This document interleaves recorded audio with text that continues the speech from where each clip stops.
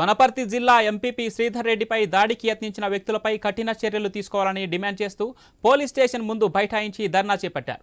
దాడులకు భయపడేది లేదని, దాడులకు పాల్పడితే ప్రతి దాడులు చేస్తామని వనపర్తి మున్సిపల్ చైర్మన్ గుట్టు యాదవ్ తెలిపారు.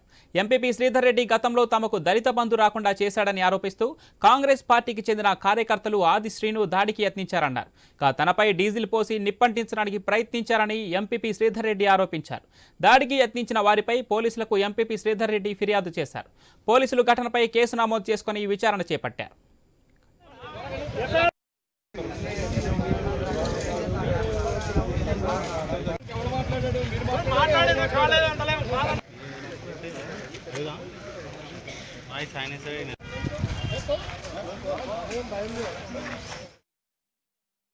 దాడికి ఇద్దరు కాంగ్రెస్ కార్యకర్తలు వచ్చి అకాలంగా అత్యాయత్నం చేయడానికి ప్రయత్నం చేసిండ్రు. వాళ్ళ దగ్గర ఉన్న కిరోసిన్, మోబ్లాయ్, డీజిల్ దాని ఆమెన చెల్లే ప్రయత్నం చేసిండ్రు. అడిగినప్పుడుగా పక్కన ఉన్న గ్రామస్తులు అందరూ పక్కకు తోసేయడం జరిగింది. కానీ నుంచి ఆ విధంగా మేము చెప్పినప్పుడుగా ఎస్ఐ గారు రాత్రి చాలా అంటే ఏమైంది అనేది అడిగే స్థాయి కూడా లేకుండా పోయింది. ఎస్ఐ గారికి ఒక బాధ్యత గల ఎంపీపీని అవును ఏమైంది అనేది వచ్చి ఇంటికి వచ్చి అడిగే పరిస్థితి కూడా లేకపోయింది. దానికి కారణం ఎవరో చెప్పాలి. వాళ్ళని వెంటనే 10 నిమిషాల్లో ఇడిచిపెట్టినంటే ఎవరు ఫోన్ చేశారు ఎస్ఐ గారు.